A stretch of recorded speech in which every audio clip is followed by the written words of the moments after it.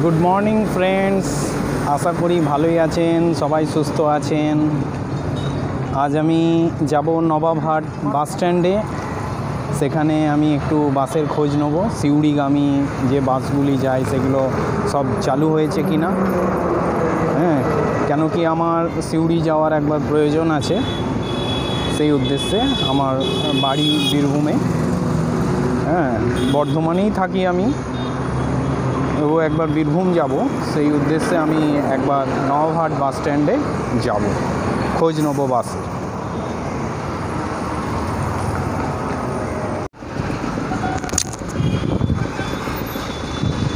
এটা নবাবহাট যাওয়ার রাস্তা, এটাকে বলে সিউড়ি রোড। দেখুন, এখান থেকে দেখতে পাবেন যে এই রাস্তা থেকে যদি আপনি সিউড়ি যান 85 কিলোমিটার, রামপুরহাট 118 কিলোমিটার, মোরগ্রাম হচ্ছে 131 কিলোমিটার, বোলপুর হচ্ছে আপনার 50 কিলোমিটার, ঘুষকরা 27 কিলোমিটার। চলুন নবাবহাট বাস স্ট্যান্ডে এন্টার করা যাক। চলে এসেছি নবাবহাট বাস স্ট্যান্ডে, প্রবেশ করে গেছি নবাবহাট বাস স্ট্যান্ড।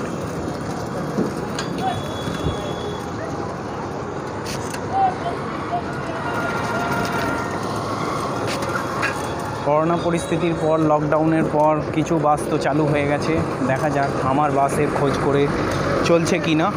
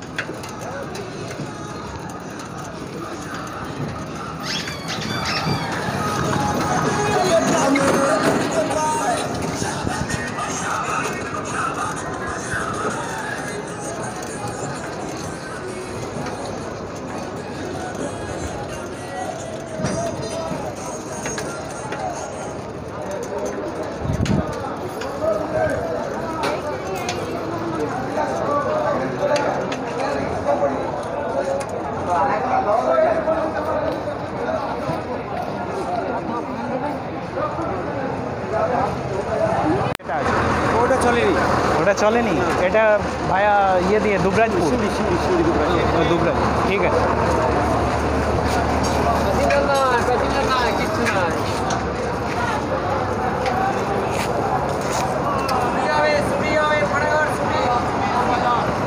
এই সিউড়ির বাস চলছে, সিউড়ির গাড়ি ছেড়ে চলে গেল।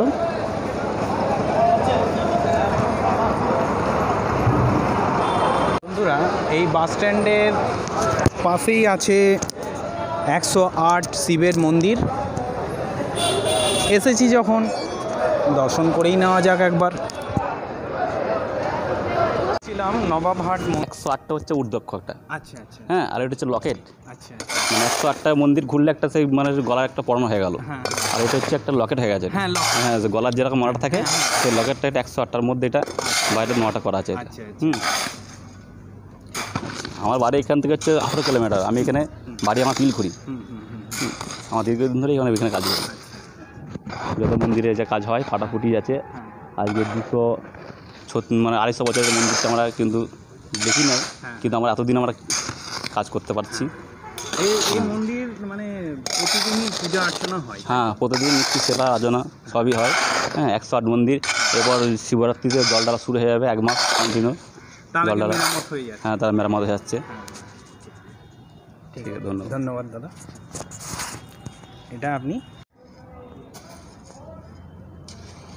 এখানে রয়েছে নন্দী মহারাজ। নন্দী মহারাজ ঠিক মন্দিরের সামনেই রয়েছেন।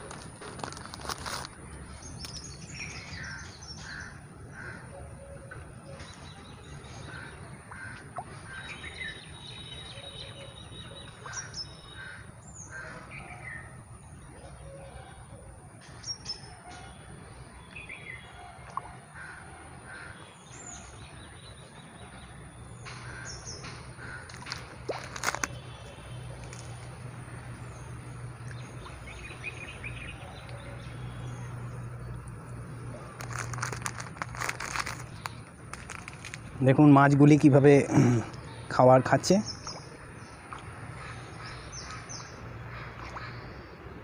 এখানে প্রচুর পরিমাণ মাছ আছে।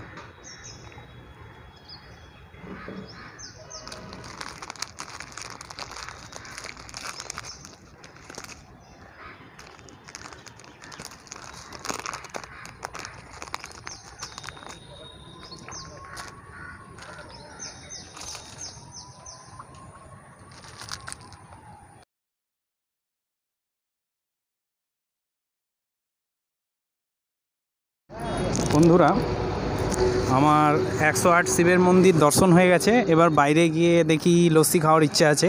যদি লস্যি পাই ভালো কথা, নাহলে দই কিনে ঘরেই বানাবো, দই পুদিনা পাতা দিয়ে।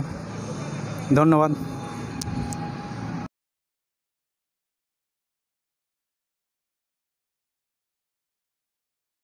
আমি 108 শিবের মন্দির ঘুরে চলে এলাম। তো ওখানে ভেবেছিলাম যে দই লস্যি খাবো, কিন্তু সেইভাবে পাওয়া গেল না। তাই আমি পুদিনা পাতা এবং দই কিনে নিয়ে এসেছি। তো এবার আমি বানাবো দই লস্যি, গ্রিন দই লস্যি। দেখতে থাকুন কিভাবে বানাই।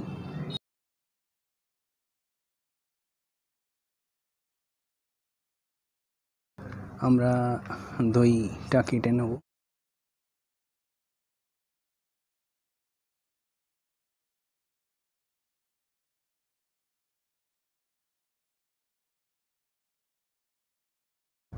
লস্যি বানানোর জন্য আর পুদিনার জুস আমি বানিয়ে নিয়েছি গ্রিন লস্যি বানানোর জন্য।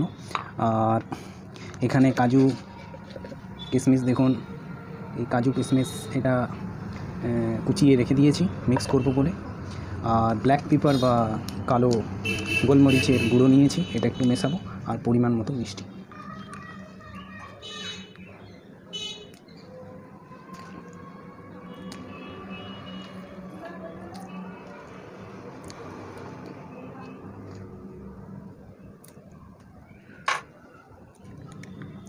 দইটা ঢেলে নিলাম।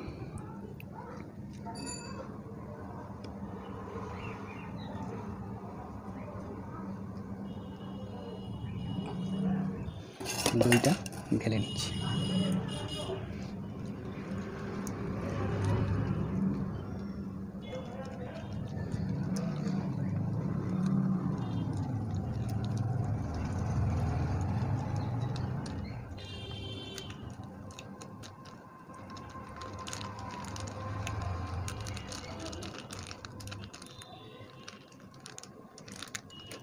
আমুল দই নিয়েছি।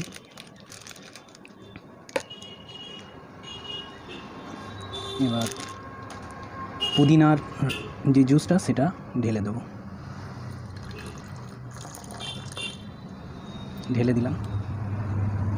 এবার কুচানো কাজু কিশমিশগুলো দিয়ে দেবো।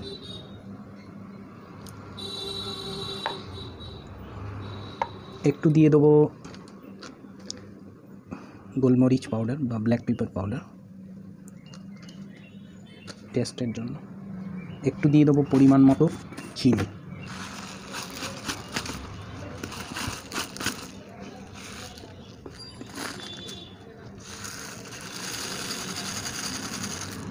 পরিমাণ মতো চিনি দিয়ে দিলাম।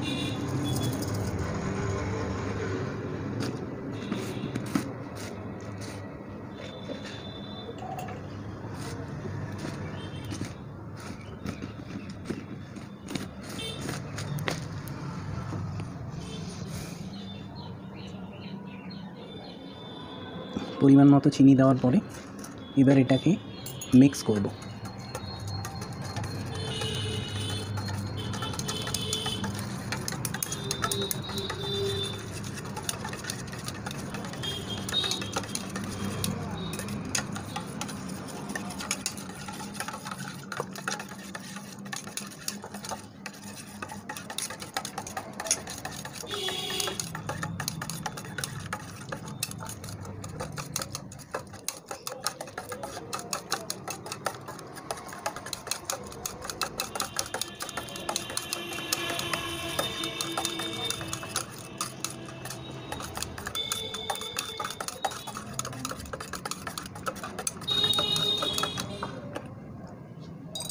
দেখুন তৈরি হয়ে গেল আমাদের পুদিনা লস্যি।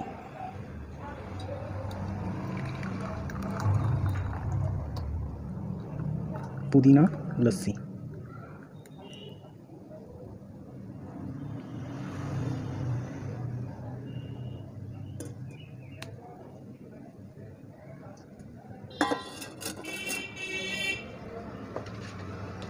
এবার ওপরে কাজু কিশমিশগুলো দিয়ে দেবো।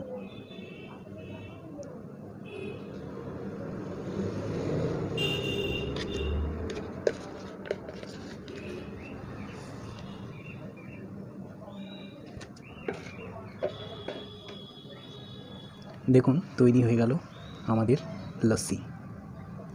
Thank you viewers.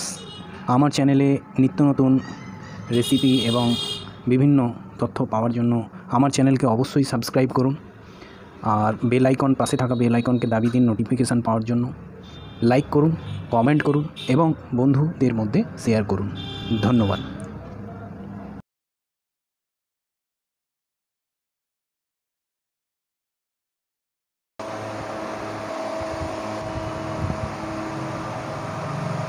খুব ভালো টেস্ট হয়েছে, আপনারাও খান বানিয়ে। এই ধরনের লস্যি গরমকালের দিনে খুব ভালো লাগবে।